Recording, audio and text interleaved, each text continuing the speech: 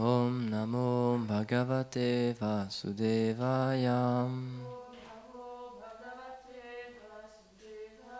Om Namo Bhagavate Vasudevaya.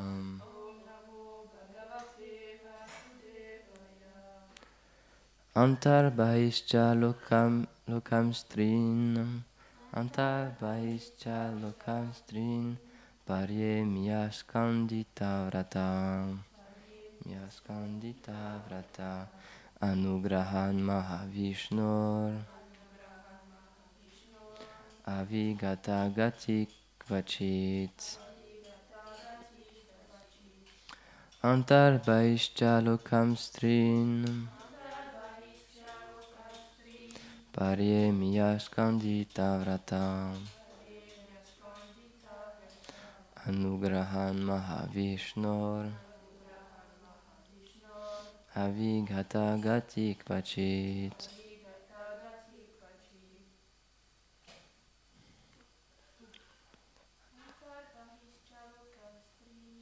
Antar Bahischa Lokastrin. Parye Miyaskandita Vrata. Anugrahan Mahavishnur. Avigata Gati Kvachit.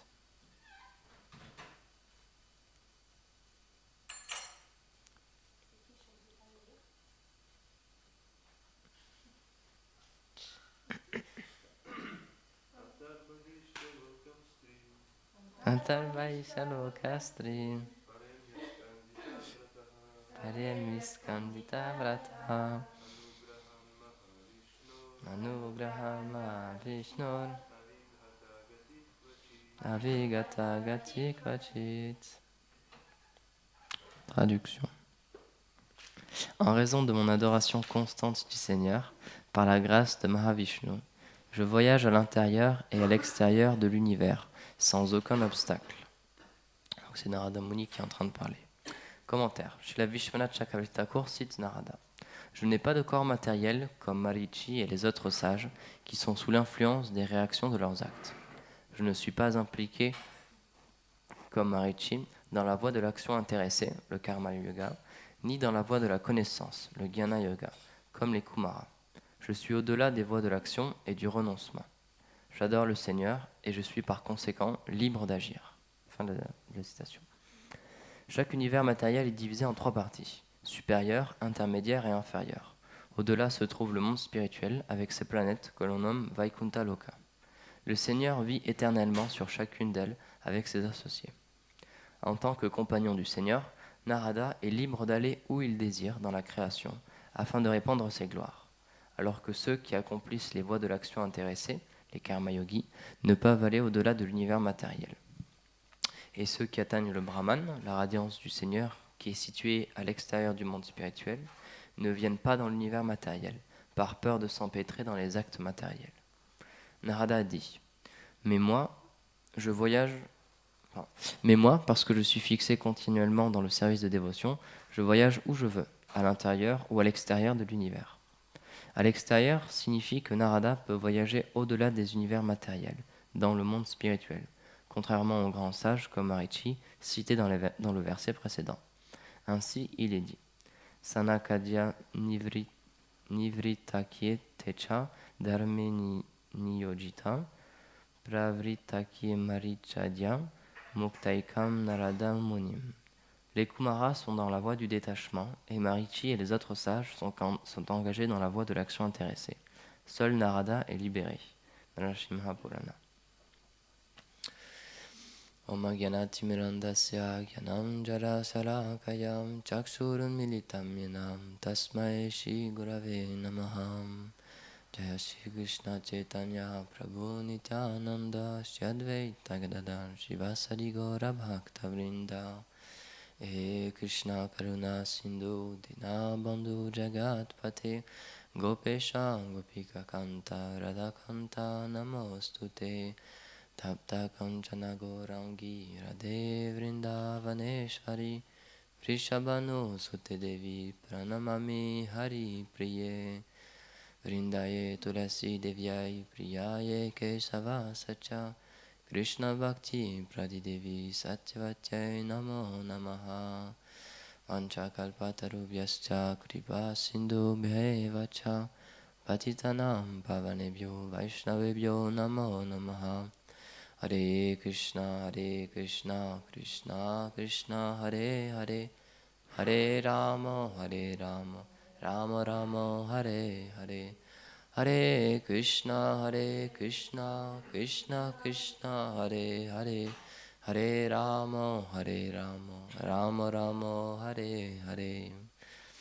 Haribol, mes hommages à tout le monde. Bienvenue. Donc c'est un verset très intéressant du Srimad Bhagavatam que je cherchais.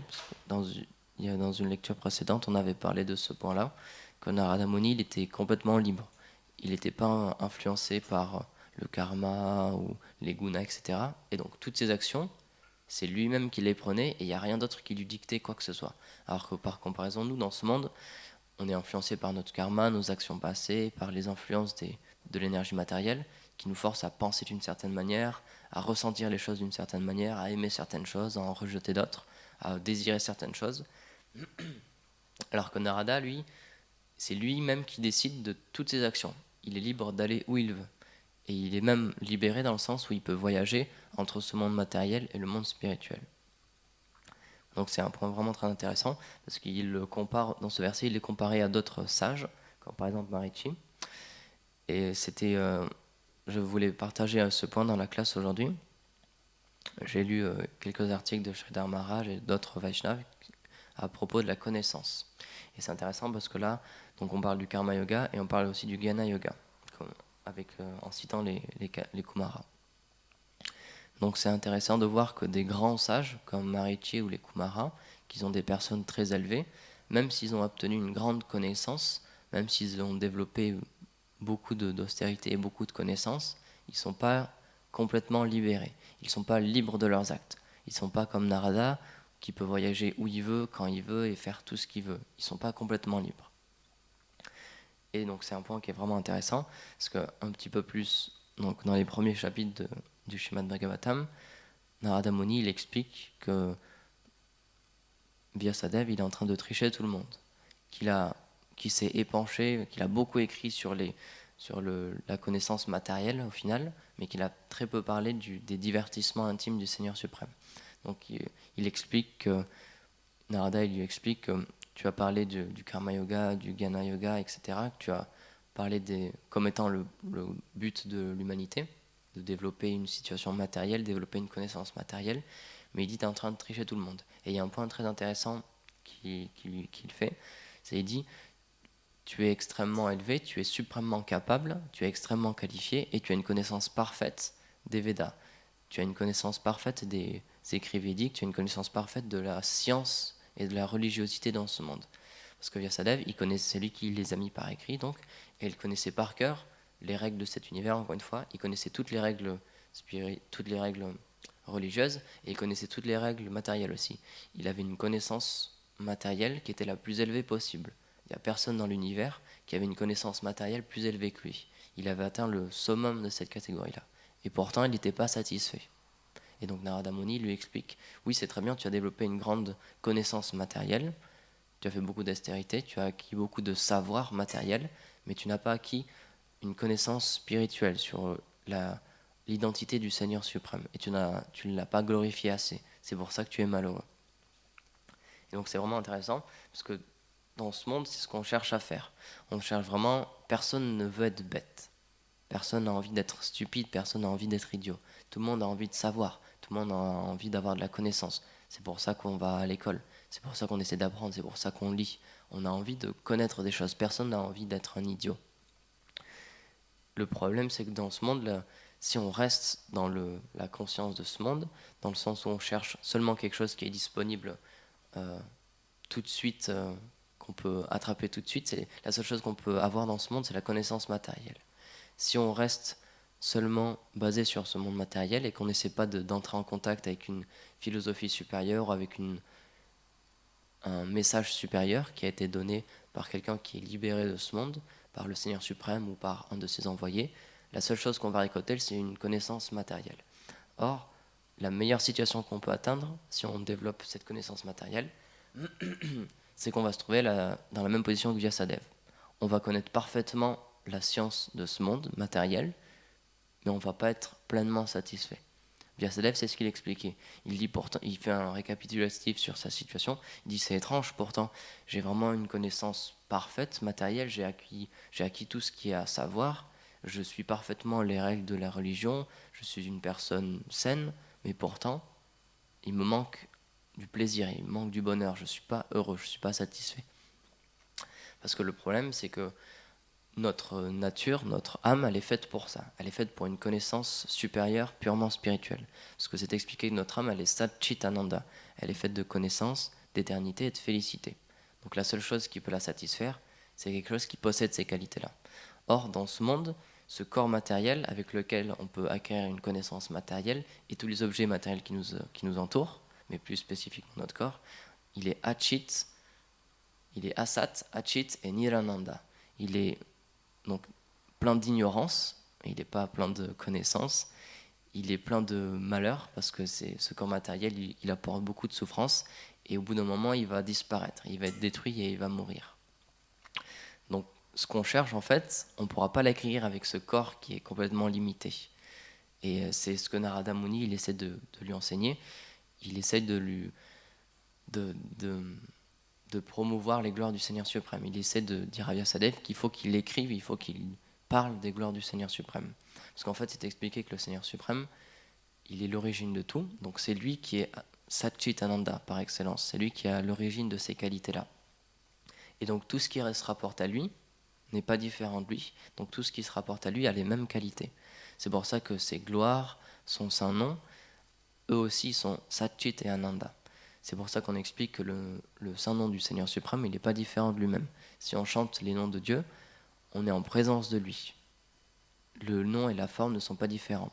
Et c'est pour ça qu'ils ont autant de puissance. Et même c'est expliqué que pour un sadhaka, pour quelqu'un qui pratique le service de dévotion pour atteindre la perfection, mais qui ne l'a pas encore atteint, pour atteindre la perfection spirituelle, la première rencontre qu'il va avoir avec le Seigneur, c'est à travers le saint nom. C'est à travers Nama.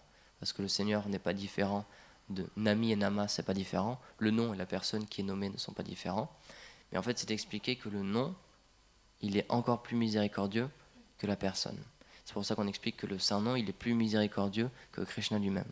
C'est pour ça qu'il est plus facile de réaliser Krishna et d'avoir son darshan et d'avoir une connexion avec lui à travers son saint nom d'abord. Et donc, j'ai lu un petit article de Sridhar Maharaj où il commente le prana mantra de Bhakti-Pramod Puri Maharaj. Et à un moment, il fait un point qui est très intéressant. Il raconte un petit peu un lila, un divertissement du Seigneur suprême avec ses associés. Et il dit c'est très compliqué de décrire les divertissements éternels du Seigneur suprême avec des mots matériels. Il dit c'est pratiquement impossible. Mais parfois, on est amené à le faire pour promouvoir ces divertissements, pour que les gens y comprennent que c'est le but de la vie humaine. Au contraire de Vyasadeva qui ne parlait pas des divertissements, ou alors très peu, et qui mettait plus la connaissance matérielle ou la libération impersonnelle comme le but de l'existence. Mais Sridhar Maharaj explique, non, en fait, les Vaishnavas, ils parlent des divertissements du Seigneur, ils les mettent avec des mots matériels pour montrer, pour expliquer, pour donner une direction à suivre, pour dire que les divertissements du Seigneur suprême, c'est ça qui est ultime, c'est ça la plus grande des connaissances. Et c'est une connaissance purement spirituelle. Et c'est très intéressant, il fait un comparatif. Donc il cite un peu le Srimad Bhagavatam, il dit, on peut voir, donc lui il cite Sukadev, il dit on peut voir que Sukadev Goswami, à son époque, c'était le plus grand sage de l'univers. C'est pour ça que quand Gurudev il explique, en fait, tous les sages étaient réunis pour débattre de quelle était la meilleure chose à faire quand une personne allait quitter son corps, quel est le devoir à suivre, etc. Mais en fait, c'est expliqué qu'ils sont tous venus, ils se sont tous rassemblés parce qu'ils savaient que Shukadev Goswami allait venir et que Shukadev Goswami allait parler. Et ils savaient que Shukadev Goswami, c'était la personne qui avait la plus grande connaissance dans tout l'univers. Et donc, Sridhar Maharaj, il prend cet exemple et ensuite il prend l'exemple de Chaitanya Mahaprabhu. Il dit en fait, Shukadev Goswami, il était reconnu comme étant la personne qui avait le plus de connaissances, le plus de savoir. Et par là, on entend aussi savoir matériel. C'était la personne la plus érudite. Mais cette personne-là, qu'est-ce qu'elle a fait? Elle n'a pas parlé de connaissances matérielles, elle a parlé du divertissement du Seigneur suprême, elle a parlé du Seigneur suprême lui-même. Et Mahaprabhu, il a fait la même chose. Quand il était un jeune enfant, quand il était Nimai Pandit, c'était le plus grand pandit de son époque. Il défaisait absolument tout le monde. Il n'y a personne qui lui résistait.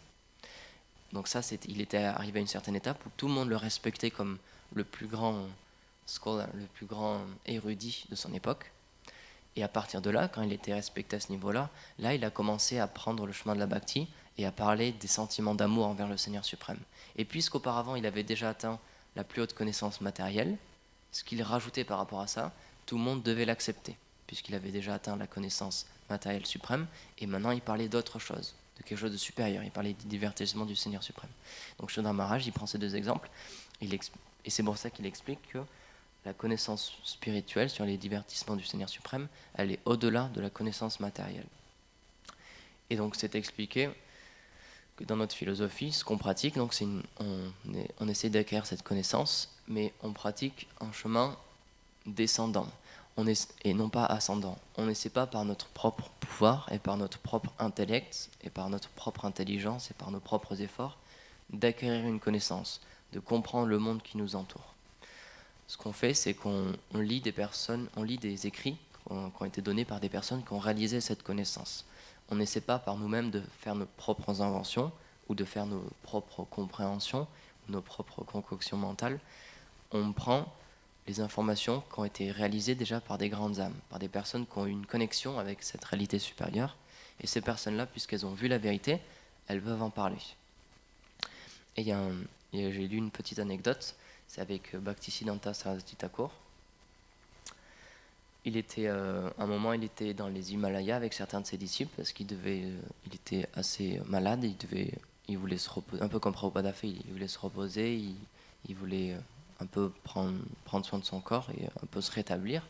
Et il s'est expliqué qu'à ce moment-là, il avait une très très grande fièvre. Il était vraiment très malade, il était au lit. Et il était venu avec plusieurs de ses disciples. Et il y a un grand pandit qui est venu parce qu'il avait entendu parler que Bhaktisiddhanta Prabhupada était là. Donc il avait voulu le défier, faire un défi de philosophie avec lui. Mais il était alité parce qu'il était très malade. Donc en fait, c'est ses disciples qu'on parlait avec ce pandit. Parce que le pandit, il a vu que leur maître spirituel était trop fatigué, donc il n'a pas voulu le déranger. Et il a voulu engager une conversation avec les disciples.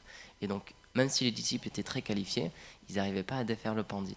Parce qu'il avait des arguments qu'il n'arrivait pas à défaire. Et en fait, Bhaktisiddhanta Prabhupada, il était dans la chambre à côté, puis il entendait tout ça du coup de son lit. Et il a tellement voulu montrer la supériorité en fait de cette voie-là, et il a vraiment voulu montrer qu'on avait une réponse à tous ces arguments. Donc même s'il était malade, il a appelé ce pandit. Donc le pandit est venu le voir, et il lui a dit: je suis très malade en ce moment, je suis très fatigué, mais si tu veux bien me poser tes questions, je vais essayer d'y répondre. Et donc il lui a posé une question. Il a dit: comment peux-tu être sûr comment pouvez-vous affirmer que l'âme existe et que c'est elle qui contrôle le corps? Et donc là, à ce moment-là, Bhaktisiddhanta Prabhupada, il a cité un verset du Srimad Bhagavatam qui explique justement qu'il y a beaucoup de discussions sur le fait que l'âme existe ou pas, mais il dit que c'est une chose donc, qui est située à l'intérieur du corps et que c'est comme une lumière. Et il s'est expliqué dans ce verset que c'est seulement grâce à cette lumière qu'on peut voir la connaissance transcendantale. Et donc il y a toute une explication comme ça. Et en fait, le pandit, il a accepté son explication et il a dit: je connaissais déjà ce verset, j'en avais connaissance, mais puisque toi, tu as réalisé ce tattva à propos de l'âme, cette connaissance, cette vérité à propos de l'âme, quand je l'ai entendu de ta bouche, j'ai été pleinement satisfait. Et ensuite, il a pris refuge de lui et il a complètement accepté son argumentaire. Et donc, les disciples ont été vraiment totalement étonné de voir qu'en 30 secondes, ce grand pandit, avec lequel ils avaient eu tellement du mal à parler, il avait été complètement défait. Parce qu'il avait écouté une personne qui avait réalisé cette connaissance-là. C'était pas juste. Il y a Tripari Swami, il faudrait vraiment que je retrouve le mot exact, la situation exacte, mais c'est expliqué dans les écrits védiques qu'il y a deux sortes de connaissances. Il y a une connaissance qui est réalisée, qui permet de faire des actions, qui permet de mettre en action, une connaissance qui est actualisée, qui est mise dans la vie de tous les jours, qui sert à quelque chose, entre guillemets. Et il y a une connaissance qui est juste, alors, en anglais, c'est a mere weariness of the tongue. C'est un simple effort inutile de la langue. Et en fait, la connaissance matérielle, finalement, c'est juste ça. Puisque tout ce que peut nous apporter la connaissance matérielle, ça aura une fin. C'est limité. C'est conscrit à ce monde matériel et on ne peut pas dépasser le monde matériel avec cette connaissance-là. On a l'exemple du coup de Marichi et des Kumara qui ont une pleine connaissance du Jnana Yoga et du Karma Yoga, mais pourtant ils sont liés à ce monde. Ils ne peuvent pas dépasser ce monde matériel. Mais au contraire, Narada Muni, il a cette connaissance spirituelle, transcendantale, et il l'a complètement réalisée. Et puisqu'il l'a réalisée, il est libre de ses actions. Il est libre de ses mouvements, et il peut voyager dans les univers. Il peut même aller au monde spirituel. Et c'est le but de notre pratique spirituelle, de notre sadhana, c'est ça.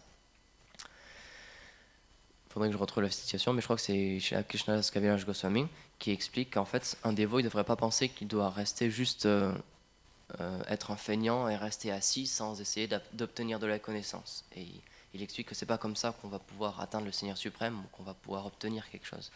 Et donc c'est exactement ça. Il faut le comprendre dans le sens où on ne cherche pas, encore une fois, à être des pandits, nous, on ne cherche pas à acquérir une très grande connaissance matérielle, on cherche à acquérir une connaissance spirituelle. Et la connaissance spirituelle, c'est quelque chose qui nous sera révélé dans notre cœur. C'est pas quelque chose qu'on peut apprendre par cœur, entre guillemets, c'est pas quelque chose qu'on peut juste réciter bêtement, c'est une réalisation. La connaissance spirituelle, c'est quelque chose qu'on réalise. C'est pas quelque chose qu'on apprend par cœur, comme on dit en français.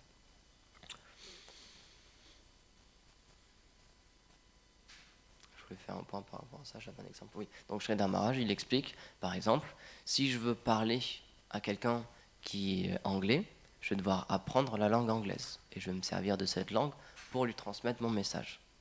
Mais ça ne veut pas dire que pour connaître ce message et pour transmettre ce message, il faut absolument que je parle anglais. C'est juste dans un lieu, dans une circonstance particulière, pour propager ce message à telle personne, j'ai besoin de lui parler de telle manière. Et il dit que c'est la même manière avec la connaissance matérielle. On a besoin de l'utiliser, on a besoin de l'apprendre si ça nous permet de convaincre des gens. S'il y a des gens qui sont intéressés par l'intellect, par la logique, d'accord, oui, là on va pouvoir apprendre la logique et on va pouvoir leur parler.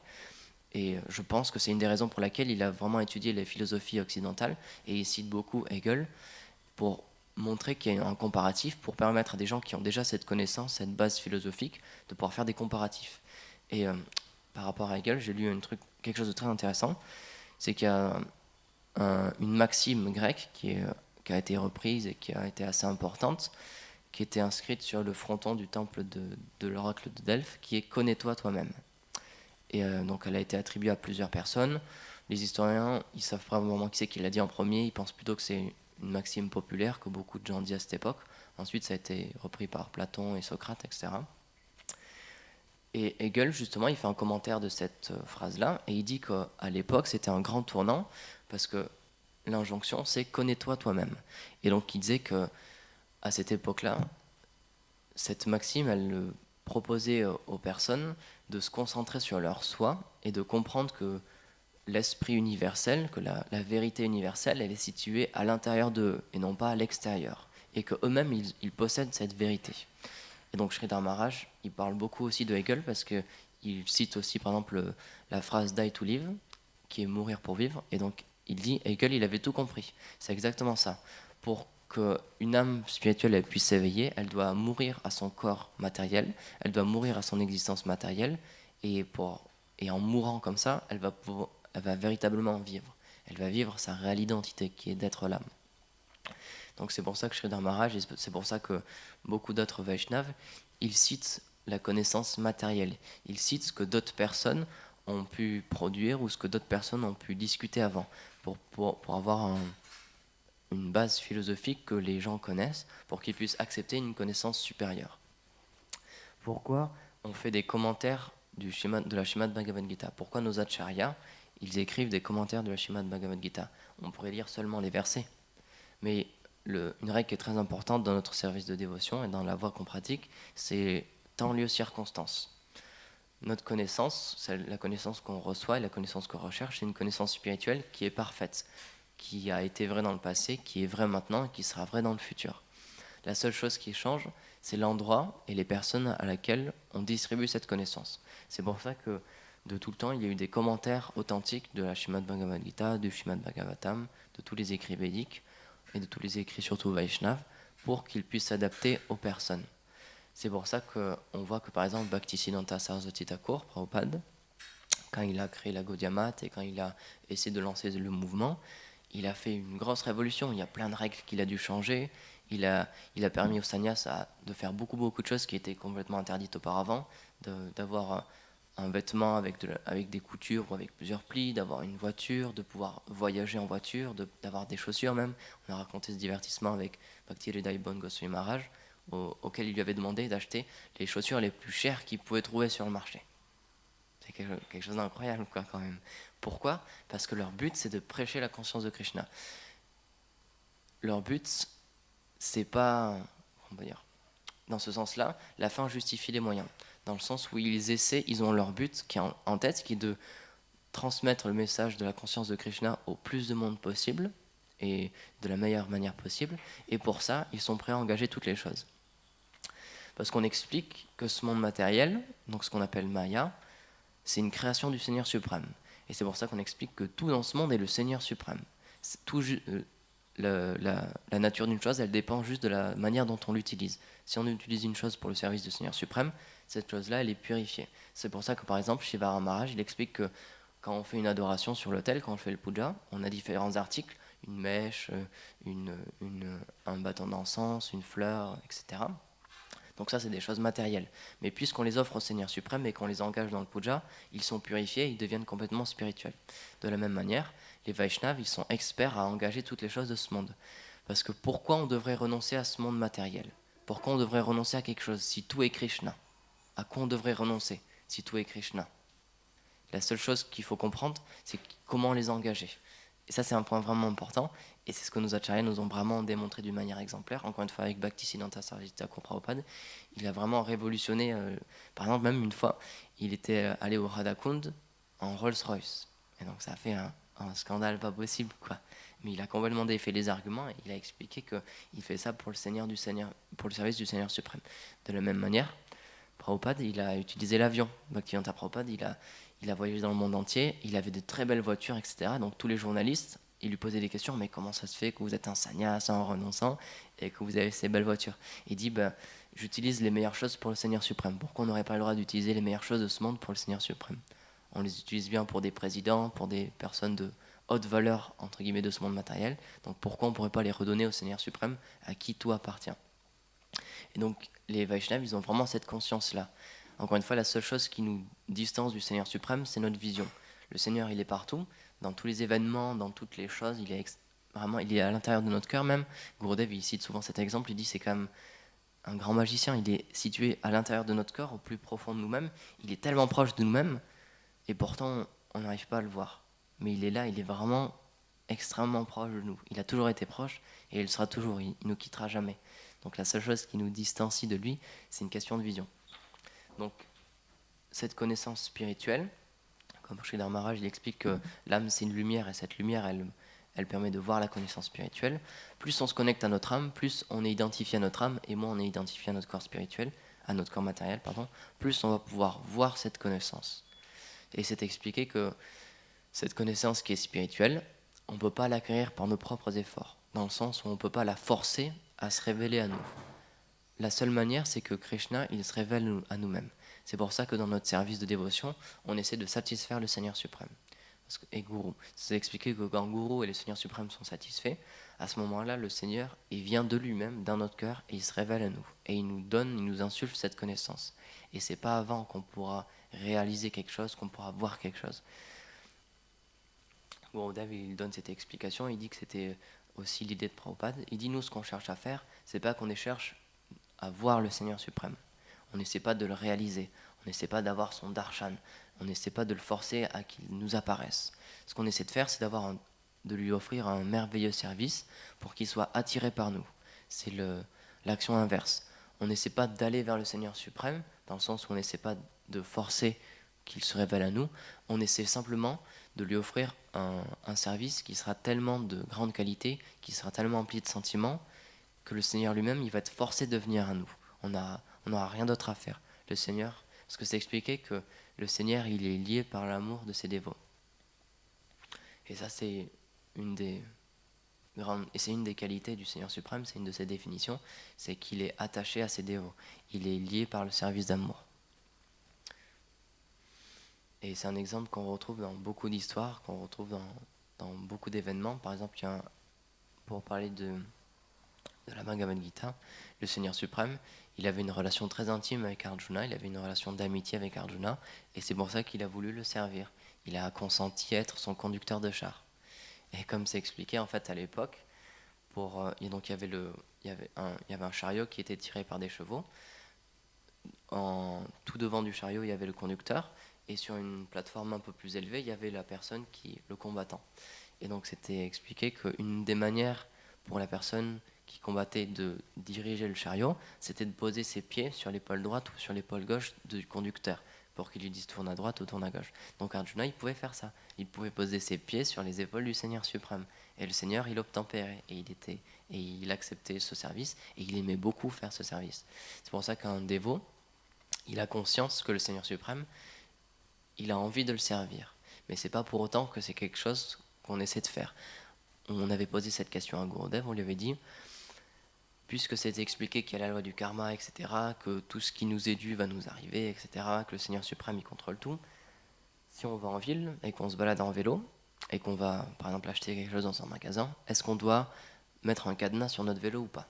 Parce qu'on sait que Krishna, il protège ses dévots, on sait qu'il y a le karma, etc. Donc, si on va devoir le faire voler, bah, on se le fera voler, même si on a un cadenas ou pas. Et si Krishna veut nous protéger, bah, il nous protégera, même si on n'a pas de cadenas. Et Gurudev, il a dit que c'était pas une très bonne conception, parce qu'il dit en fait un disciple, il veut pas que le Seigneur suprême lui donne un service. Un dévot, il veut pas que le Seigneur suprême le serve. Même s'il sait que c'est ce que veut le Seigneur suprême, même s'il sait que Krishna c'est ce qu'il va faire, il n'en a pas envie. Il veut vraiment pas du tout que le Seigneur suprême lui offre un service. Donc notre mentalité en tant que sadhaka, en tant que dévot, c'est ça. C'est d'offrir un service au Seigneur suprême, mais de rien attendre en retour. Et c'est ça qu'on appelle la pure dévotion. La dévotion immotivée, c'est qu'on offre un service d'amour au Seigneur suprême sans rien attendre en retour, sans attendre une compensation matérielle, ni même attendre une connaissance spirituelle spécifique, ou ni même d'atteindre la libération. C'est expliqué qu'il y a un des pièges encore très élevés du service de dévotion, c'est qu'on puisse avoir le sentiment de vouloir retourner au Seigneur suprême, mais pour notre propre plaisir, pour se divertir avec lui, mais pour notre propre gain, pour notre propre plaisir, et pas pour son plaisir à lui. Mais c'est expliqué que les Ragatmika Bhakta, les dévots qui sont situés sur le plus haut niveau de dévotion, ils s'oublient eux-mêmes, ils n'ont aucun sentiment personnel. Par exemple, il y a un divertissement qui est raconté. À un moment, Nanda Maharaj, avec certains Gopas, ils sont allés faire Shivaratri. Ils ont quitté Vrindavan, ils sont allés faire un pèlerinage, donc ils ont fait toute une procession, ils sont venus avec beaucoup de chariots, ils ont pris plein de vivres, ils ont fait tout un festival sur la route. En allant sur place, ensuite ils ont fait un grand festival, ils ont offert beaucoup de richesses aux brahmanas qui étaient présents aussi pour faire cette adoration. C'était près de Mathura. Et donc ils ont fait ensuite un puja pour Shiva et pour sa compagne. Donc ça a duré plusieurs jours, donc la nuit ils jeûnaient, la nuit ils restaient éveillés, ils offraient un puja, etc. Et donc c'est expliqué qu'ils pouvaient demander tout ce qu'ils voulaient en retour, parce qu'ils faisaient une offrande à Shiva, donc ils pouvaient demander tout ce qu'ils voulaient. En fait c'est expliqué, Shiva Maharaj il explique ça, que les Gopas et Nanda Maharaj, ils n'avaient aucun désir personnel. Ils faisaient ça seulement pour que Krishna soit protégé, pour la protection du Seigneur suprême. C'est la seule chose qu'ils désiraient. De la même manière, c'est expliqué que Nanda Maharaj, tous les matins, il va adorer le Seigneur Nishingadev. Et pourquoi il va adorer le Seigneur Nishingadev? Pas pour sa propre protection, pas pour la protection de son royaume ou de ses possessions, mais pour la protection de son enfant, pour la protection de Krishna. Et c'est exactement ça. Les dévots, les purs dévots du Seigneur, c'est la seule chose qu'ils ont à l'esprit. C'est le bonheur du Seigneur suprême. C'est expliqué que Maria Yashoda, elle est prête à mourir 1 000 de fois seulement pour essuyer une seule goutte de sueur du front de Krishna. Et c'est ça la puissance de l'amour. Même dans ce monde matériel, c'est quelque chose que tout le monde peut comprendre et c'est quelque chose qu'on peut expliquer à absolument tout le monde parce que tout le monde a vécu ça. Tout le monde a vécu ce qu'on appelle l'amour et tout le monde a voulu se donner pour une personne. Tout le monde a été prêt à faire des efforts, à changer. Par exemple, Gurudev, il prend cet exemple. Si quelqu'un il est très attaché, par exemple, à la cigarette et qu'il est amoureux d'une femme, mais que cette femme-là, elle n'aime pas du tout la cigarette, bah, de lui-même, il va vouloir se détacher de ça parce qu'il va vouloir lui faire plaisir et il va vouloir être en présence de cette femme-là. Et il sait que cette chose-là ne lui plaît pas. Donc de la même manière, un dévot, il est prêt à accepter de suivre des règles, il est prêt à faire des austérités parce qu'il sait que ça fait plaisir au Seigneur suprême. Et le but de toutes ces austérités, c'est de faire, encore une fois, plaisir au Seigneur suprême. C'est pas d'obtenir un bienfait matériel, c'est pas d'obtenir une position matérielle ou même du renom. Par exemple, il y a Tripari Swami qui a expliqué cet exemple que j'avais déjà cité, qui est vraiment intéressant. C'était à la mat de Sridhar Maharaj. Il y avait un dévot qui jeûnait et qui faisait Nirjala Ekadashi à tous les Ekadashi. Et il était tout le temps en extase et il dansait et il sautait même pendant les Ekadashi d'une manière très sportive. Il était vraiment très actif. Et donc Sridhar Maharaj, il a dit tu fais vraiment Nirjala Ekadashi, est-ce que tu voudrais prendre Prashad aujourd'hui? Et donc il a dit non, c'est le vœu que je tiens depuis longtemps, donc j'aimerais bien le respecter. Mais c'était un jour d'apparition, si je me souviens bien. Donc Sridhar Maharaj a dit est-ce que tu veux honorer le Prashad vu que tu es à notre mat aujourd'hui, est-ce que tu veux honorer ce Prashad Ekadashi en l'honneur de ce festival? Et donc le dévot, il a dit si ça te fait plaisir, dans ce cas-là, oui, je suis prêt à honorer le Prashad. Et il a honoré le Prashad. Et Sridhar Maharaj, il était très satisfait de lui. Il a cité son exemple à beaucoup de reprises. Il a dit, lui, il a vraiment compris ce que c'est le Vaishnavisme. Et de la même manière, Tripurari Maharaj, il explique qu'il avait vu un autre dévot, aussi à la mat, qui jeûnait aussi pendant Ekadashi, mais il voyait qu'il faisait un show de sa dévotion en fait. Il montrait à tout le monde qu'il jeûnait, et il montrait qu'il était prêt à faire des grands kirtans, à faire beaucoup d'efforts, etc. Et ensuite, il donne l'autre exemple avec ce dévot qui était prêt à briser son vœu, qui a montré qu'un vœu en lui-même, ça n'a aucune utilité, aucune importance. La seule chose, le seul but du vœu, c'est de faire plaisir à Krishna ou de faire plaisir à ses dévots. Et ce dévot-là, il a vu qu'il avait une opportunité de faire plaisir à Sridhar Maharaj. Donc tout de suite, c'est ce qu'il a fait. Il a compris que la règle, c'était de faire plaisir aux dévots. C'était pas la règle en elle-même. De la même manière, les Goswamis ils expliquent qu'un des choses qui peut bloquer notre service de dévotion et qui peut bloquer notre avancement, c'est de suivre des règles seulement pour le fait de suivre des règles, sans comprendre l'essence et sans comprendre pourquoi on suit les règles. Et encore une fois, pour revenir à ce qu'on disait au début, c'est pour ça que les Vaishnavas, ils sont experts dans engager les choses et à transformer les choses en temps, lieu, circonstance. Ils comprennent l'essence et ils gardent cette essence-là, et ils changent juste de forme pour qu'elle s'adapte au temps, lieu et circonstances. Et c'est pour ça que le service de dévotion, maintenant, de nos jours, il est accepté par beaucoup de personnes dans ce monde matériel, parce qu'il est adapté au temps, lieu, circonstances.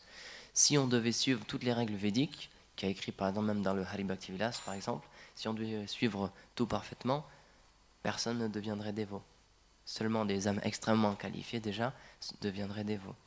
Et par exemple, Rasabiari, il m'a expliqué ce point-là. Il me dit oui, j'ai vraiment compris ça parce que par exemple, quand je prêchais dans la rue à une certaine époque, je voyais qu'il y a certaines personnes qui étaient plus influencées par les gunas de l'ignorance ou de la passion, et donc qui n'étaient pas attirés par ce que je leur donnais. Parce que je leur donnais seulement un livre, une connaissance spirituelle située dans la vertu. Je leur proposais juste de venir à des séances de chant spirituel, mais tout ça c'était dans la vertu.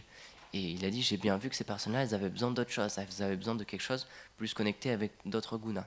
Et c'est pour ça qu'un des buts du service de dévotion, un des buts de la mission de nos acharyas, c'est d'adapter toutes ces choses-là, c'est d'utiliser tout ce qu'il y a dans ce monde matériel, la musique, les arts, etc., pour que des personnes qui sont en connexion matériellement avec cet art et cette musique, ils puissent accepter le message du Seigneur suprême.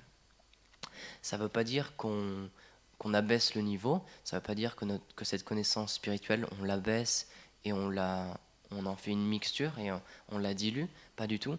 C'est juste qu'on l'amène d'une manière différente.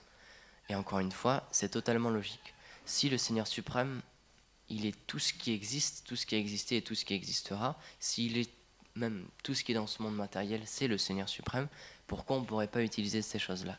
Pourquoi avec la bonne conscience, on ne pourrait pas rendre ces choses spirituelles? C'est ça qui expliquait la différence entre une fleur matérielle et une fleur spirituelle. À la base, c'est la même chose, c'est quelque chose qu'on cueille dans ce monde, ici, dans ce monde matériel. Donc à la base, c'est quelque chose de neutre, on peut dire, de quelque chose de matériel. Si on l'utilise pour notre propre gratification des sens, alors ça devient matériel et ça nous entraîne à rester dans ce monde matériel, ça nous enchaîne. Mais si on l'utilise pour l'offrir au Seigneur suprême, elle devient spirituelle. Et à ce moment-là, elle nous permet de nous libérer même. C'est la même chose avec le Mahaprasad. Il y a Rasalia qui partageait ça dans sa classe, c'était vraiment intéressant. On fait comme tout le monde, on mange. Sauf que cette nourriture-là, on l'offre au Seigneur suprême d'abord, parce qu'on veut lui offrir pour son plaisir. On essaie de préparer quelque chose pour sa satisfaction. Et ensuite, on honore ses restes, on honore ce qu'il veut bien nous laisser. Et puisque cette chose-là, on l'offre au Seigneur suprême, elle devient complètement spirituelle. Et donc, une activité que tout le monde fait, nous, cette même activité, prendre de la nourriture, ça va nous permettre même de nous libérer de ce monde matériel. Donc c'est quelque chose d'absolument incroyable. Une même activité qui, selon une conscience spécifique, peut nous lier à ce monde-là, peut nous enchaîner à ce monde-là. Si on fait la même activité dans le service de dévotion, avec une conscience de Krishna, elle va pouvoir nous permettre de nous libérer. Donc le but du Srimad Bhagavatam, le but de notre service, le but de toutes nos activités, c'est ça. C'est de petit à petit baisser l'influence des trois gunas, éveiller notre conscience de l'âme, comprendre qu'on est l'âme et pas qu'on est ce corps matériel. Et plus on aura une connaissance et une conscience de l'âme, plus la connaissance spirituelle va se révéler à nous. Et ensuite, notre vision du monde va changer. Notre perception de l'univers va changer. Et on va pouvoir voir le Seigneur suprême partout, dans notre service, dans les personnes qui nous entourent, même dans nos réactions, dans notre façon de penser. On va pouvoir comprendre qu'en fait, c'est le Seigneur suprême qui est derrière toute chose et qu'il est même dans notre cœur. Donc encore une fois, le but de notre sadhana, c'est ça, c'est de petit à petit obtenir une connaissance spirituelle. Encore une fois, pour finir, la connaissance matérielle, si elle peut être un obstacle dans le sens où si on l'utilise seulement pour notre propre gratification ou pour montrer qu'on est un grand érudit, etc., ça peut être quelque chose qui bloque notre service de dévotion. Mais si cette connaissance matérielle, on l'utilise pour le service du Seigneur suprême, si on lit beaucoup de livres et si on apprend la philosophie même matérielle, mais pour pouvoir prêcher, à ce moment-là, c'est quelque chose qu'on peut engager. Donc, pour terminer, la seule chose qui détermine notre vision des choses et qui détermine notre conscience, c'est pourquoi on l'engage, pourquoi on fait ça. Soit on peut le faire pour nous, soit on peut le faire pour le Seigneur suprême. Donc voilà, bonne question, Arjuna Saka. Pardon, je devrais demander s'il y a des questions, des commentaires, des réflexions. Quels sont les moyens, méthodes pratiques pour progressivement passer de la pratique du service de dévotion pour notre propre plaisir, notre propre satisfaction, à celui du Seigneur? Comment diriger ça? Parce que certes, on commence à pratiquer, mais néanmoins, à un stade néophyte, on ne fait pas son propre plaisir, donc Vraiment, une question vraiment intéressante que pose Arjuna. Il dit comment passer entre ces deux choses-là. Comment passer du service de dévotion pratiqué pour nous-mêmes, pour notre propre plaisir, au service de dévotion immotivé, pratiqué pour le plaisir du Seigneur suprême. Parce qu'à un stade néophyte de la dévotion, comme tu dis, on a cette tendance en nous qui est normale de le faire pour notre propre plaisir. Donc oui, ça c'est une chose qu'on devrait avoir conscience, on ne devrait pas se leurrer. Si on est ici, la grande majorité d'entre nous, c'est pour notre propre plaisir. Mais c'est de cette manière-là que Krishna nous a attrapés. Il nous a donné exactement ce qu'on voulait et il nous a amenés dans le service de dévotion et petit à petit on va pouvoir purifier ça. Dans le sens où oui, ce qu'on fait en ce moment c'est peut-être pour notre gratification des sens. Peut-être qu'on sert le Seigneur suprême et pour en retirer quelque chose. Peut-être qu'on a une relation avec lui d'utilisation, comme on dit tout à l'heure. On veut qu'il protège notre vélo, on veut qu'il nous donne une bonne situation matérielle, etc. Donc ça c'est quelque chose qui est normal. C'est dû à toute notre, comme il dit Sridhar Maharaj, on a cultivé une conscience anti-Krishna avec toutes les vies qu'on a passées ici. Donc il y a cette tendance qui est pour l'instant qui est en nous d'utiliser ce monde matériel et d'utiliser le Seigneur suprême. Mais petit à petit, donc en chantant le Saint-Nom par exemple, donc c'est ce que Chaitanya Mahaprabhu il expliquait, Cheto Darpana Marjanam, petit à petit en chantant le Saint-Nom, notre cœur va se purifier, nos actions vont se purifier, etc. Mais pour une manière très pratique en fait, comme on l'avait expliqué dans une classe précédente, ce qu'on ne cherche pas, en tant que sadhaka, en tant que dévot, on ne cherche pas à rejeter nos désirs matériels. On ne cherche pas à supprimer notre mauvaise tendance, parce que c'est quelque chose qu'on ne peut pas faire. Ce qu'on cherche à faire, c'est l'engager. Donc ce qu'il nous faut avoir, c'est une conscience, c'est être conscient de notre état d'esprit maintenant. Il faut être conscient là, en ce moment, on ne fait pas un service pour Krishna. Donc ce qu'on fait, c'est qu'on fait cette même activité. Par exemple, notre maître spirituel peut nous avoir donné un service particulier. Et même si on a conscience qu'on le fait pour nous-mêmes, parce qu'on en retire la satisfaction, il faut avoir conscience qu'on le fait pour nous-mêmes. Et à partir de ce moment-là, quand tu as cette conscience-là, tu vas dire, ben voilà Krishna, je fais ce service, et en ce moment, je le fais pour moi. Il ne faut pas s'en cacher. Parce qu'un des pièges de service de dévotion, c'est justement de ne pas voir nos problèmes. Et c'est expliqué que, comme de la même manière, quand vous êtes malade, la première étape pour se soigner, c'est de comprendre qu'on est malade. Si vous ne comprenez pas que vous êtes malade, vous n'allez jamais aller voir le docteur. Mais à partir du moment où on a conscience qu'on est malade, on se dit, ah bah peut-être qu'il faudrait que je fasse ça, ou même juste tout simplement, ah bah je suis malade. Et cette conscience-là, petit à petit, ça va changer notre vision des choses et ça va changer notre manière d'agir. Donc de la même manière, même si le service en ce moment qu'on est en train de faire, on le fait pour nous-mêmes, la seule chose qu'on a besoin de faire, c'est de prendre conscience qu'on le fait pour nous-mêmes. Et à partir de ce moment-là, là on peut offrir une prière au Seigneur, on peut dire, bah voilà, là en ce moment, bah, je fais ça pour ma propre gratification des sens, j'en retire du plaisir. Et juste dire ça au Seigneur suprême, juste dire, bah, je suis incapable de faire ça pour toi, j'ai pas les sentiments requis, j'ai pas la force spirituelle requise pour t'offrir ce service, mais je le fais quand même, parce que mon maître spirituel me l'a ordonné, ou c'est quelque chose que j'essaie de faire pour toi, mais je sais que je le fais pour moi en ce moment. Mais la seule chose qui est requise, c'est ça, c'est juste d'avoir conscience de ça. Et à partir de là, petit à petit, même si tu le désires pas vraiment, parce qu'on n'a pas la force pour désirer de changer, on n'a pas la force pour changer notre mentalité, pour changer nos désirs, changer tous nos anarthas, par nous-mêmes c'est impossible. Donc ça c'est vraiment un point qui est important de notre service de dévotion, c'est que par nous-mêmes, on n'a aucune force. Il y a un chant qui explique ça. Mahipalabala Harinama Sankirtane. Sans le gourou, on n'a aucune force, on n'a aucune puissance pour chanter les saints noms, on n'a aucune force dans notre sadhana. La force dans notre... Gourdev, il expliquait ça. Pensez pas que la force dans votre sadhana, c'est vous-même. Pensez pas que c'est vous-même le matin qui vous levez et qui chantez vos tours. C'est juste la miséricorde, c'est juste Krishna, c'est juste Paramatma, c'est juste le gourou qui fait ça. C'est pas nous-mêmes, on n'a aucune force pour faire ça.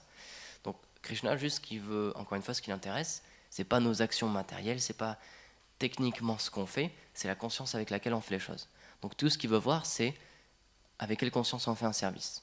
Donc s'il voit qu'on fait un service avec une conscience purement matérielle, purement pour notre propre plaisir, bah, il ne va pas forcément être satisfait. Mais s'il voit qu'on fait ce même service avec cette même conscience matérielle, mais qu'on a cette petite lumière d'intelligence dans notre esprit et qu'on commence à changer de conscience et qu'on lui dit, bah voilà, je me rends compte que j'ai une conscience matérielle. À ce moment-là, là, il va venir nous en aide. Parce que c'est seulement... Gurudev, il explique ça, il dit en fait, si on regarde bien, Krishna il explique que c'est lui-même qui crée la sukriti de ses dévots. Donc la seule chose qui va pouvoir te permettre de changer ton service, la seule chose qui va nous permettre de changer notre service, la qualité de notre service, la mentalité de notre service, c'est d'adresser une prière au Seigneur, de lui dire, bah voilà, j'ai conscience que je fais ça pour moi et pas pour toi. Et ça, c'est la première étape. La première étape du service de dévotion, quand le moment où réellement on commence notre service de dévotion, c'est quand on commence à comprendre qu'on a un problème. Commencer à se rendre compte que bah ouais, je fais pas ça pour le Seigneur suprême. Et je suis pas un pur dévot. Et à partir du moment où on se rend compte de ça, là on va pouvoir se rendre compte, c'est-à-dire l'humilité qui va venir en nous. C'est la qualité Vaishnava une des qualités qui est la plus expliquée, qui est la plus promue, c'est qu'il faut développer l'humilité. Il faut se rendre compte, bah, j'ai aucune force spirituelle. Krishna, sans toi, je suis rien. Je peux même pas faire un service. Et je sais, il y a un acharya qui expliquait ça aussi, c'était un point que j'avais trouvé vraiment intéressant. Il disait, quand on se rend compte qu'on n'est même pas, qu'on n'a même pas on n'est même pas la capacité de faire quelque chose, puisqu'on n'est pas notre corps matériel. On n'est pas le muscle qui nous permet de faire un seva, on n'est même pas le corps qui nous permet de faire ce seva, on n'est même pas l'intelligence matérielle qui nous permet de faire ce seva. La seule chose qu'on est, c'est la volonté de faire un service. Et tout le reste, ça ne dépend pas de nous. Yashoda il expliquait ça, il racontait l'histoire d'un dévot qui avait eu un accident et qui n'arrivait plus à marcher. Et là, ce dévot, il s'est rendu compte que si Paramatma il veut plus, si Paramatma, l'âme suprême qui est au fond de nous-mêmes, elle nous donne plus la force, on peut même plus contrôler ce corps-là, on peut même plus marcher, on peut même plus faire des mouvements matériels, on peut même plus faire des mouvements avec ce corps-là. Donc la seule chose qui nous appartient réellement, c'est cette volonté, cette conscience. C'est la volonté d'offrir un service au Seigneur suprême et la conscience de se dire, bah, je le fais pas encore pour toi. C'est ça notre réflexion en fait, et c'est ça notre force. C'est encore une fois le Seigneur, ce qui l'intéresse, c'est nos sentiments. C'est la manière dont on fait un service. Donc à partir du moment où on se rend compte qu'on ne fait pas un service pour lui et qu'on lui demande de l'aide et qu'on lui dit s'il te plaît regarde ma condition qui est tellement déchue ou que je fais un service mais qui est même pas pour toi et que j'en retire de la satisfaction personnelle, à ce moment-là, le Seigneur il va se tourner vers nous. C'est comme pour terminer l'histoire des deux oiseaux. C'est expliqué qu'il y a il y a deux oiseaux sur un arbre. Il y a un oiseau qui mange les fruits du karma, qui mange les fruits de ce monde matériel, et il y a un autre oiseau qui le regarde, qui est impassible.